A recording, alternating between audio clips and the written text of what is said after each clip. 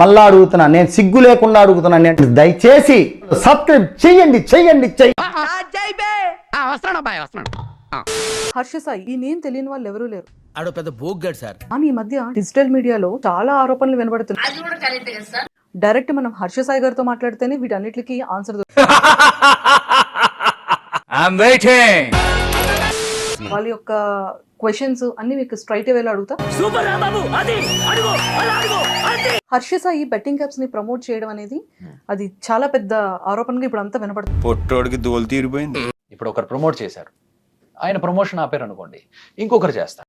అవునా నిజమా? వాళ్ళందరూ ప్రమోషన్ కూడా ఆపితే డైరెక్ట్ గా యూట్యూబ్ లో 5 seconds యాడ్ ఉందో చూసారా, దాని ముందు ప్లే అయిపోతుంది. అయన్నొద్దు, పాయింట్కి రా. ఒకే ఆరోపణ పదే పదే మండుతున్నట్టుంది. మీరు నిజమా అబద్ధం అన్నదే చెప్పగలరా? అవి ఆ మనిషి ఎవరో తీసుకొని వచ్చి ఆ స్టేట్మెంట్లు చూపించమానండి. కంట్రోల్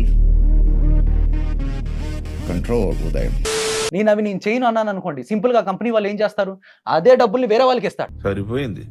హీరో విలన్ కొట్టుకుని కమెడీని చంపేసినట్టు నా మీద పడతారేంటి? అట్లీస్ట్ మేము చేస్తే ఆడే వాళ్ళ సంఖ్య బాగా 90% వరకు తగ్గించగలం. ఆ డబ్బుల్ని ఇంకొక 4 మంచి పనులకు వాడదు. మీరు చేస్తే నీతి,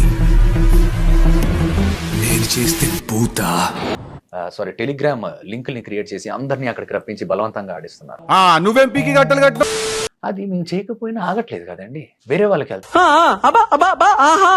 ఒకవేళ తెలుగులో ఎవరైనా బెట్టింగ్ యాప్స్ చేసిన వాళ్ళు తక్కువ చేసిన వాడు ఎవడైనా ఉన్నాడంటే హర్ష సాయే. రామచంద్ర ఈడు ఓరాక్షన్ భరించలేకపోతున్నాను రా. మీరు గమనిస్తే ఈ మధ్య కాలంలోనే ఈ ఆరోపణలన్నీ వస్తున్నాయి. వీటి వెనకతలు కూడా కొంతమంది ఉన్నారు.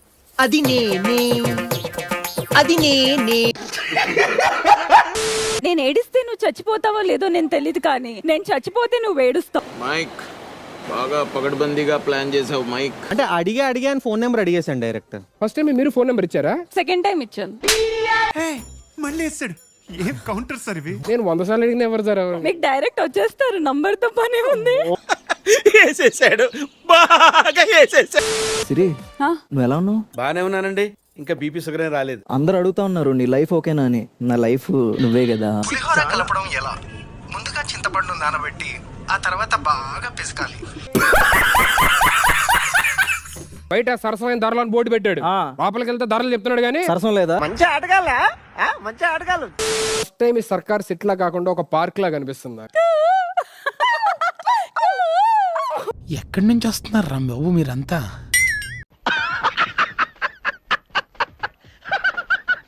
బాగున్నావమ్మా? వద్దొద్దు, తల ఊపొద్దు. అబ్బా ప్రతిసారి దీనింటి ఏమిట్రా? లస్సీ గారు మీరు ఓకే అంటే మీకోసం ఒక కవిత రాశాను, చదువుతాను.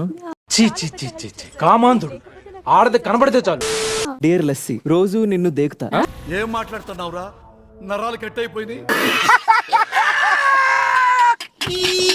చూడగానే మనసు ఎగిరి దూకుతా. రాత్రి నేను సోత, నా కల్లోకి నువ్వు ఆత, ఆ తర్వాత ఒకటే మోత.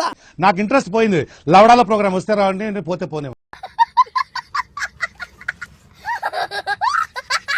నేను నీకు ముడ్డి మీద పెడతా వాత.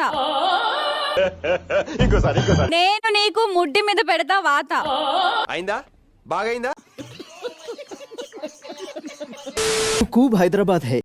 ఏంటి బాబన్న ఇంకోసారి? తూ కూబ్ హైదరాబాద్ హై అంటే అందరు కూబ్ సూరత్ అంటారు. సూరత్ అంటే చాలా దూరం కదా, హైదరాబాద్ అనుకో ఇక్కడే కదా. చాలా సెకలు అన్నారా నీలో. తూ కూబ్ హైదరాబాద్ హై, భయ్యా తోడా ప్యాజ్ డాలో, లస్సీ మేరా ప్యార్ లేలో. ఏవి రైమింగ్ సార్? ప్రకాశం ఏంటినా అన్బిలీవబుల్. నీ ఫ్యూచర్ నాకు అర్థమవుతుంది ఇంటికి వెళ్ళాక. ఇక్కడ చినిగింది కదా, ఇది మొత్తం చినిగింది. ఈ ఫ్యూచర్ నాకు అర్థమైపోతుంది, ఈ ఫ్యూచర్ నాకు కనబడిపోతుందన్నయ్య, ఈడికుంది. దస్కా తీన్ ఊర్లో అందరూ అయిపోతారు నీ ఫ్యాన్. దరిద్రంగా ఉంది. వా అన్నా, వా వా అన్నా నువ్వు పొగిడావా తిట్టావా? వా. నాకెక్కడో మండుతున్న స్మెల్ వస్తుంది సార్.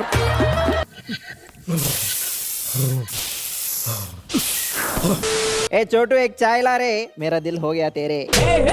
90 వేసినట్టున్నాడు సైకో సాలగాడు. త్రిదన్ కృపయా ధ్యాన్ దే, బతకలేను ఈ లోకంలో నువ్వు లేందే. అయితే వెళ్ళి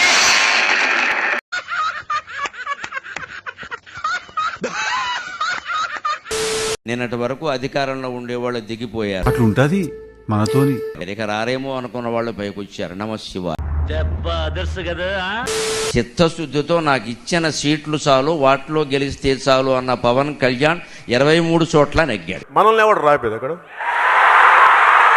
భగవంతుడు ఆశీర్వచనం అతనికి అతని పార్టీకి సంపూర్ణంగా లభించాలని నేను కోరుకుంటున్నాను. నిద్ర లేదు, సుఖం లేదు, దెబ్బ మీద దెబ్బ, దున్న మీద పుండుని కాకి పొడుస్తున్నట్టు పొడుస్తున్నారా. నాకు పార్టీలు పక్షపాతాలు లేవు, నేను ధర్మపక్షపాతి.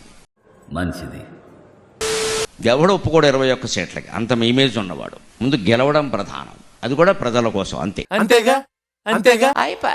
చూద్దాంలే. చూడటం కాదండి, మీరు చెయ్యాలంతే. సరే మీరు ట్రై చేస్తారన్నారంటే అది ఓకే అయిపోయినట్టే.